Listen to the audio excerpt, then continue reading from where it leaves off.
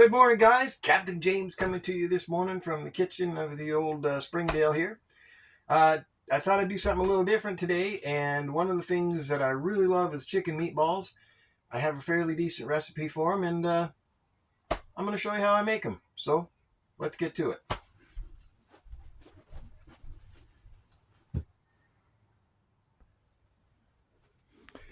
Alright, so the first thing we have to do is make some breadcrumbs. Are you in there? You're there. And I've got this little handy dandy chopper guy and a piece of brown bread over here.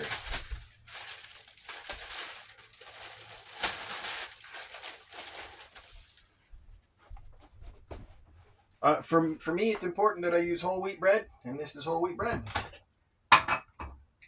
And I just kind of give it a head start by giving it a little tear here.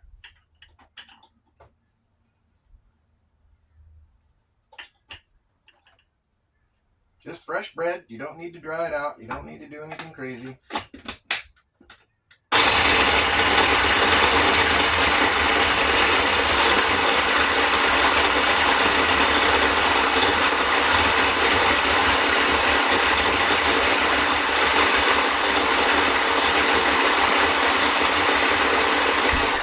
There we go.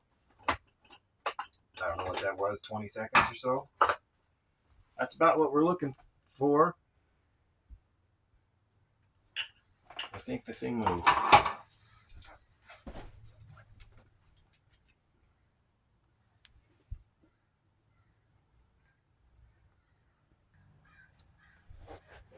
The next thing that we're going to do, we're going to line a baking sheet with some parchment paper.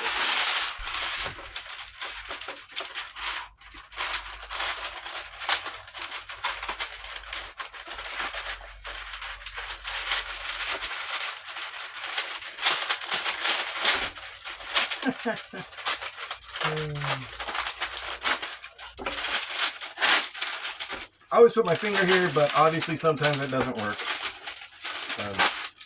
Make a mess with this stuff. Mostly what it's for is to just not make such a mess of the pan.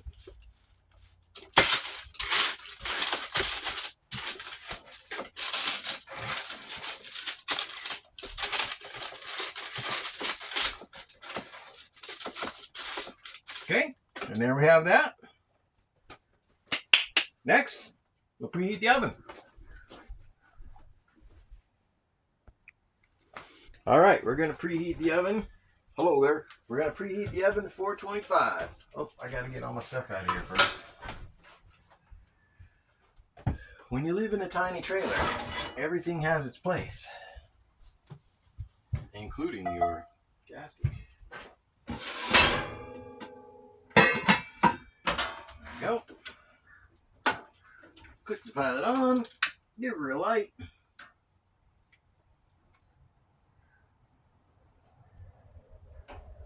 Definitely old-fashioned way there.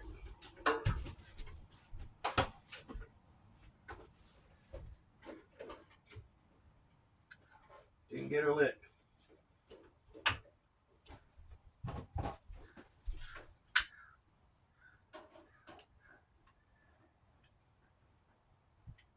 There we go. I heard it go poop. Crank her up to 425. I'm not going to turn the fan on. I have all the windows open, so you guys don't have to listen to that. All right, next step. Okay, the next step is to get your KitchenAid mixer. Should have plugged this in before I did this. And your meat grinder attachment. That's what this is. Okay. This one is a cheap Amazon one. That we got years ago. It says it's an ant tree. Yeah, whatever. It works really good. Alright, here are all the parts that we're going to be using today.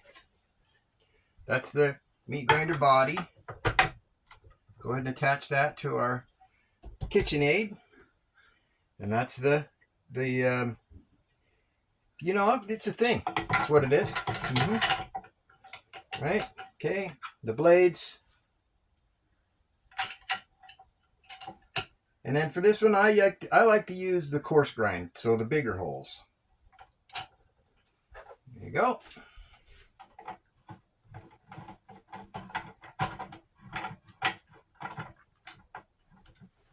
Make sure that little guy's in there good. Get him tight. I like to give it a first start so that I know that it's okay. There's one more little crank. Boom, there you go. Bowl out here. And we get ready. Our breadcrumbs.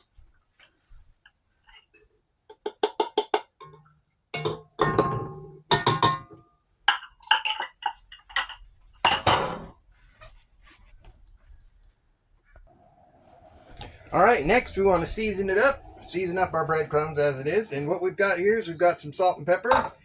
We've got some paprika. We've got some garlic powder, onion powder, chili flakes, and this is tomato chicken bouillon. And if you don't know about this stuff, you will soon. Stuff's delicious. Here we go. Let's put some in. I'm just going to eyeball everything so you guys see how. Now, my hand is a measuring spoon, just so you guys know. I don't know how that camera's catching any of this. It doesn't look like it. But anyway, here we go.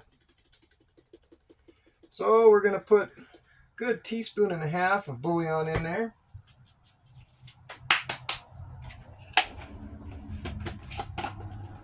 About a teaspoon of black pepper and about a quarter of a teaspoon of kosher salt. Going to put about a half a teaspoon of chili flakes in there.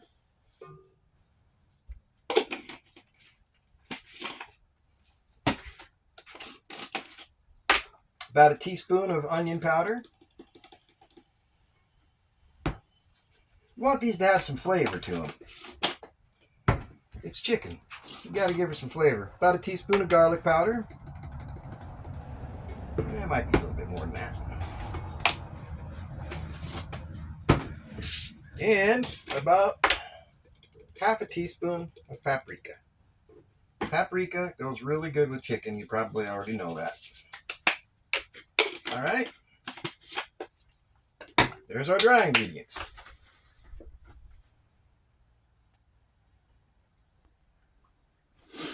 Okay, now we come to the fun part, and it's going to be noisy. What I've got here is a pound of chicken thighs, and I've cut them up into strips like this. And we're about to grind those up, so you're going to hear some noise. And here we go. I like to go on medium-high heat and start immediately. And what's going on in there? Boom. I have a spoon.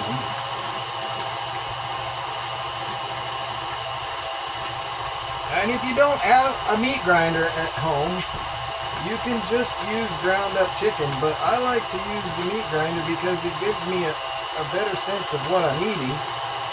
And then they're cheap. Like $65 for one of these little meat grinders.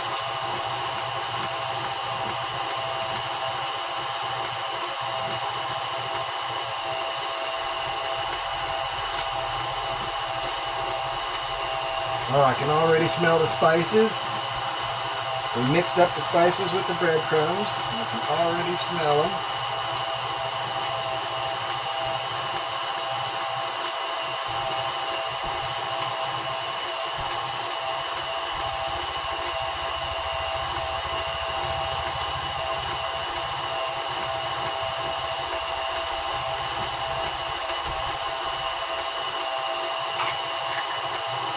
Be careful if you're using your thumbs or fingers or whatever to push the meat down inside of the feeder tube here, because if you get your fingers caught in that swirly little guy down there, that arbor, it's going to hurt. I like to get a spoon. And let's finish it off here. Careful not to get your spoon stuck in that arbor. Like I said, it would hurt you and the arbor because it's only plastic. Well, it has a metal middle. And I like to use the spoon and just kind of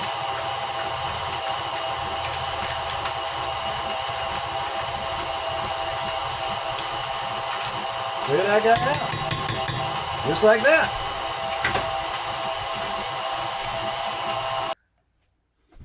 Okay, next we add our wet ingredients. We're done with this guy. We'll take him out of here. And we add about a tablespoon of cream. Not much.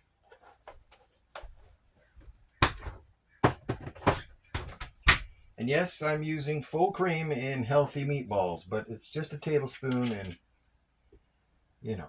And then we've got some extra virgin olive oil, and we add about a quarter of a cup of this. Bigger spout. Good. Maybe less. And finally, 1 egg.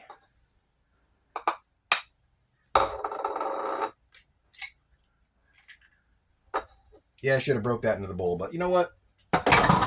It is what it is sometimes. Okay, I'm going to take and mix this all up. Now, I do not get in there with my hands. Like, I don't know why everybody that mixes hamburger or meatloaf or whatever feels like they must get in there with their hands. To me, it's gross. Sorry. If you're one of them that gets in there with your hands, God bless you and more power to you. Maybe you should ridicule me for not doing it that way. But I did it that way for years, and it's unnecessary. To me, it's unnecessary. Because I'm about to get my hands really, really icky making the meatballs. So, and this is about the consistency that you're going to end up with. You know, it's a little bit thinner than a normal beef or veal meatball. A little bit more, I guess, pasty would be kind of the term. And that's the right consistency. When it all kind of comes together, you see how it'll... Now that we got that, grab our parchment paper, our ripped parchment paper, lined, and it really won't matter, that little tear. There's not a lot, there's no grease in these, you'll see. All right, here we go. You start with a little teaspoon, about like that. Grab that sucker off of there. Yeah, your hands are going to get disgusting. And you just lightly kind of roll it around. You're not looking for a perfect ball. The longer it stays in your hand, the more it's going to stick. Again, here we go. You should end up with 24 of them. So what I like to do is 6 rows of 4.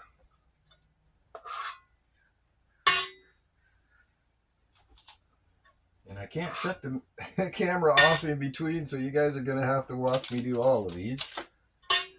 And I kind of apologize for that, but hey. Okay.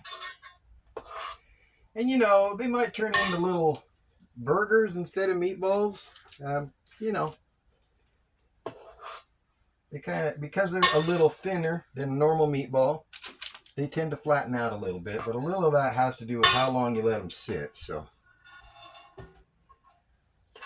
getting warm in the old trailer today.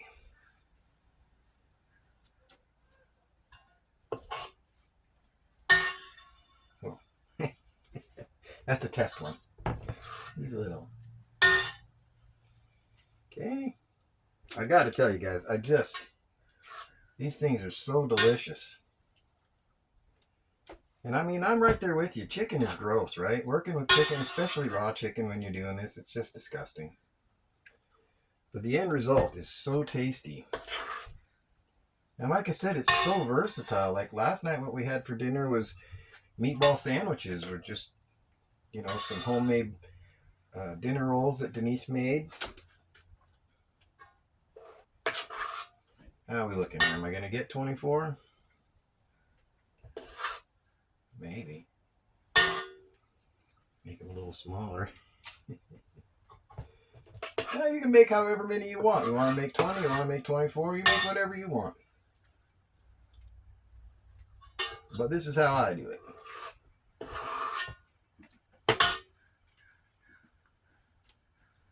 Okay. And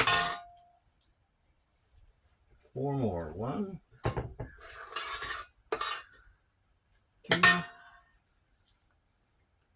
And the last 2 will be kind of little.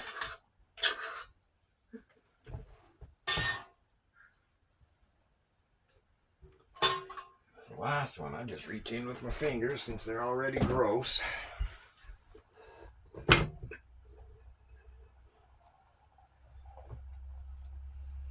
Scoop out that last little meatball. And there we go. 24 little meatballs. Rinse my hands off. I'm still going to talk to you guys. Sorry this is so long, but if you try this recipe, you're going to love these meatballs, I guarantee you. There we go. Give my hands a nice little wash.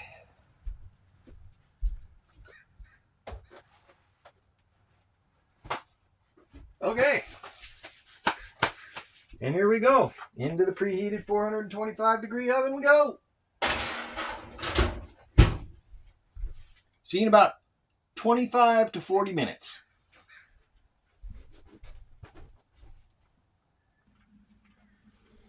Okay. Moment of truth. Oh, they look perfect. Guys out of here. Up here.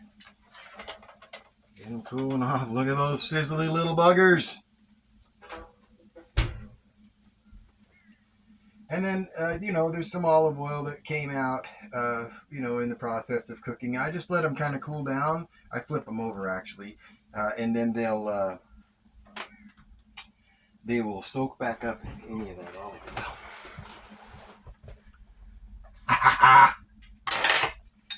Dig in! These things are so good. I'm going to take a bite of one for you guys. But I don't want to burn my face off. So let's turn this little guy upside down. There we go. Actually, we'll start flipping these real quick. Flip them. Because they're going to sit for a while, and so I don't want them to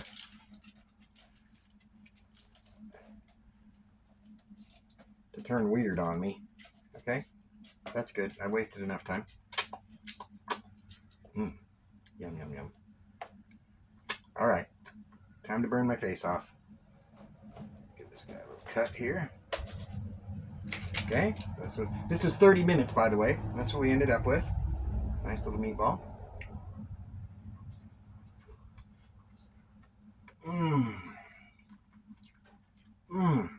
I'm going for the other half.